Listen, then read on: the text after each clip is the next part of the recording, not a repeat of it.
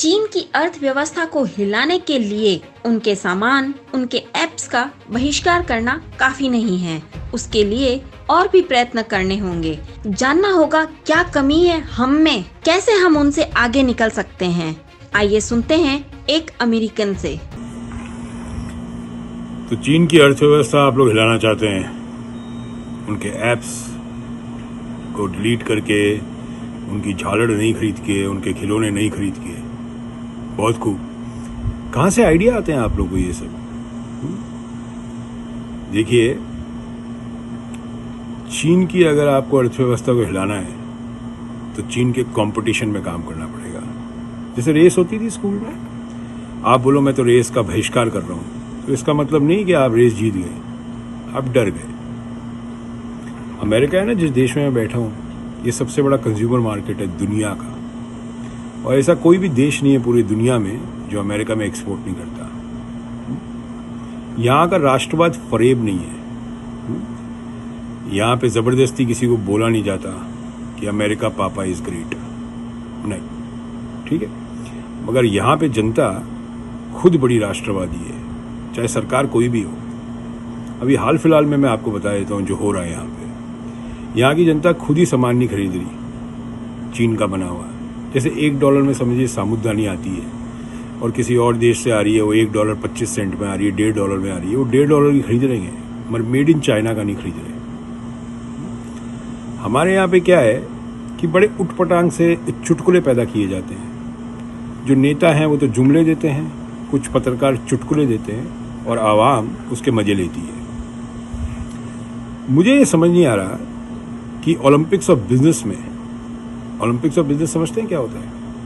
Olympics of business में आपको participate करना पड़ता है, तब देश महान बनता है। चीन 25 साल पहले क्या था, वो कंपटीशन में उतरा, बढ़िया क्वालिटी बनाई, बढ़िया चीज़ें बनाई, सस्ती बनाई, गवर्नमेंट पॉलिसीज ऐसी थी, वहाँ का लेबर लॉज ऐसे हैं, तो पूरी दुनिया में उनका सामान बिका। हमारे यहाँ क्या है कि चिंडी चोरी बहुत है, चलता है, एटीट्यूड बहुत है कि चला लेंगे, चलता है। मैं आपको अपने ट्रेड की बता देता हूँ। हमारे ट्रेड में एक तरह का आभूषण बनता है जिसको बोलते हैं कुंदन का काम होता है। वो पहले बीकानेर में हुआ करता था किसी ज़माने में, और ये जो आए थे मुगल एम्परर्स, ये उनकी ज्वेलरी थी, वो छोड़ के गए अपनी विरासत यहाँ पे। कुंदन मीने की जवाहरात, किसी भी झोरी से पूछिएगा। आपको पता है कुंदन मीने की जो ज्वेलरी चाइना बनाने लग गया था, और इंडिया के जो ज्वेलर बैठे थे आउट ऑफ मार्केट हो गए थे। हमारे ट्रेड में ऐसा कोई पत्थर नहीं है जो चाइना नहीं बनाता। दूसरा, मैं आप लोगों का फरेब जो है राष्ट्रवाद का, उसका भी खुलासा कर देता हूँ। हमारे ट्रेड में ऐसे कई लोग थे जिन्होंने ग्वांगजू जाके फैक्ट्री खोली थी, जो इंडस्ट्रियल एरिया है चाइना का। आप में से बहुत लोग चाइना गए नहीं है, जाके देख के आइए चाइना में किस हिसाब से काम होता है। वहाँ पे 1000 पीस का ऑर्डर देते हैं ना, तो 1000 के 1000 पीस सारे करेक्ट होते हैं, कहीं गलती नहीं निकाल सकते। मैं आपको बोलता हूँ, मेरी खुद की फैक्ट्री थी जयपुर के अंदर 2014 तक, मैंने बंद क्यों करी? बिजली नहीं आती थी 8 घंटा। एक्सपोर्ट लगाते थे, जो वहाँ पे अप्रेजर होता था उसको हर एक इनवॉइस पे पैसा खिलाना पड़ता था। ये चिंडी चोर जहाँ बैठे थे सब जगह, फिर कोई भी त्यौहार आ जाए तो कभी डाकिया आ जाएगा, कभी कोई आ जाएगा, साहब दिवाली की मिठाई दे दो, दिवाली का ये दे दो। ये सब चाइना में नहीं होता है। चाइना में वर्क एथिक्स बहुत स्ट्रांग है, बहुत स्ट्रांग वर्क एथिक्स है। इसलिए चाइना दुनिया में कंज्यूमर मार्केट में नंबर 1 था। यहाँ तक कि अमेरिका का कंज्यूमर मार्केट चाइना ने ख़त्म कर दिया था। अमेरिकन कंज्यूमर मार्केट जो था, यहाँ पे मैन्युफैक्चरिंग जो होती थी अमेरिका में, वो चाइना ने ख़त्म करी थी धीरे धीरे, बिकॉज कंपटीशन के अंदर वो अमेरिका से भी सस्ता सामान बनाने लग गया था, तो अमेरिकन चाइना का सामान खरीदने लग गए थे। और आप लोग बात करते हैं झालड़ से आप चीन की अर्थव्यवस्था हिला देंगे। उनके ऐप्स जो हैं, जिसपे आजकल जितने बेरोजगार लोग हैं जो कि टिकटॉक पे अपना काम करते रहते हैं, वो टिकटॉक को आप लोग डिलीट करना चाहते हैं, जिससे चीन की अर्थव्यवस्था हिल जाए। मुझे लगता है जो आप लोगों को ये सुझाव देते हैं ना, उनके ऊपर का जो माला है ना, वो बिल्कुल हिला हुआ है, वो करेक्ट सुझाव नहीं दे रहे। नहीं, चीन से अगर आपको कम्पीट करना है तो उनके साथ वही खेल खेलिए। अगर हम कोई चीज़ ऑर्डर करते हैं आपको, से फॉर एग्जाम्पल ये डंबल है, मैं आपको बताता हूँ, अभी डंबल है, देखो कहाँ का है, ये सुनना आप, ये डंबल 1 साल पहले खरीदा हुआ था, मेड इन चाइना, ठीक है। तो आप ये समझ जाइए कि अगर आपको कंपटीशन में उतरना है तो आपको क्वालिटी में उतरना पड़ेगा।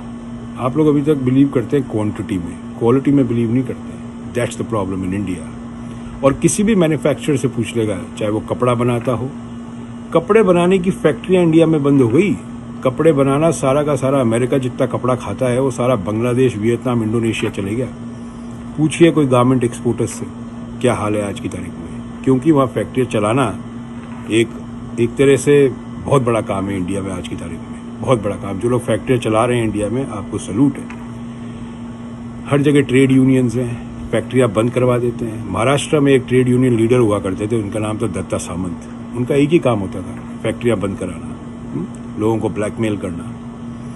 तो भाई अगर आपको चाइना को हराना है तो चाइना के साथ कम्पीट करिए। उनके माल को बैन करके आप कुछ नहीं कर सकते, कोई अर्थव्यवस्था नहीं हिला सकते चाइना की।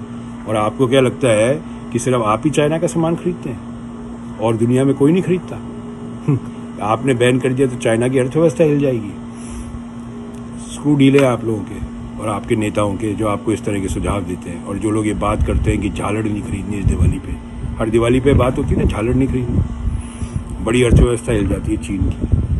थोड़ा समझ का इस्तेमाल करिए, कंपटीशन में उतरिए। कंपटीशन का ज़माना है, कंपटीशन से भागिए मत। समझ में आई? वो स्टार्टअप इंडिया और ये एंटरप्रेन्योर्स, डिजिटल इंडिया, क्या हुआ इसका? कुछ नहीं हुआ। अगर स्टार्टअप्स होते आज की तारीख में इंडिया में तो थोड़ी बहुत फैक्ट्रियां लग चुकी होती, यंग एंटरप्रेन्योर्स पैदा हो चुके होते। आज जो 24 साल 25 साल का लड़का जो रात के 3 बजे लोगों को ज्ञान बांटता रहता है सोशल मीडिया पे, उस रात को 10 बजे सोता, सुबह अपनी फैक्ट्री चलानी थी उसको। ऐसा कुछ भी नहीं है। मजदूरों का क्या हाल हो चुका है आप ये सोच सकते हैं, ठीक है ना? जहाँ पे मजदूरों का, जहाँ पे एक 10 साल का बच्चा घर के नौकर को छिछी करके बुलाता हो, चुटकी करके बुलाता हो, जिसको इज्जत नहीं है लेबर की, वहाँ पे कभी भी लेबर इतनी सक्षम नहीं हो सकती कि वो चीन जैसी कंट्री से कम्पीट कर सके। और जैसे मैंने कहा, ग्वांगजू जाइए, पता करिए एयर एशिया की टिकट मिल जाती है $28,000 की, $28,000 की। जाइए, पता करिए, देखिए कैसे फैक्ट्रियाँ चलती है। टाइम, पंक्चुअलिटी अपने देश में कभी हुई नहीं है। चाइना में अगर ऑर्डर देते हैं कि 29 तारीख को डिलीवरी चाहिए तो 29 तारीख को डिलीवरी होती है। इंडिया में नंबर 1 प्रॉब्लम इस पंक्चुअलिटी नहीं है। ना नेता पंक्चुअल है, ना आवाम पंक्चुअल है। हर चीज़ डिले चलती है और एक पुरानी फितरत है, चला लेना भाई साहब, चल जाएगा। जहाँ 800 पीस दिए मैं 200 और चला लेना, इसे घुसा देंगे। तो ये बैन करने की और डिलीट करने की ये जो कहानी आप लोगों ने डाली है, इससे बाहर निकलिए और कंपटीशन में उतरिए। इतनी बड़ी आईटी इंडस्ट्री है, खुद के ऐप नहीं बना सकते आप, खुद का फेसबुक नहीं बना सकते, खुद का ट्विटर नहीं बना सकते। और गजब की बात यह है, ट्विटर कंपनी में और फेसबुक में सबसे ज़्यादा आज की तारीख में इंडियंस काम कर रहे हैं अमेरिका में। और इंडिया में बैठ के वो लोग ट्विटर और फेसबुक जैसी चीज़ नहीं बना पा रहे। यहाँ तक कि जो आपकी एक कंपनी थी फ्लिपकार्ट, जो उसमें बंसल ब्रदर्स थे, वो भी अमेजोन में काम करते थे। वो यहाँ से सीख के आए जब उन्होंने फ्लिपकार्ट डाला था वहाँ पे। समझ में आई आपको बात? इसके आगे कहानी क्या है? अभी भी अमेजोन इंडिया कंपटीशन दे रहा है। अमेजोन इंडिया ने कितनी कंपनियां खरीदी वहाँ पे, आप लोगों को पता भी नहीं है आज तक। कंपटीशन करिए, भागिए मत। जय हिंद, भारत माता की जय।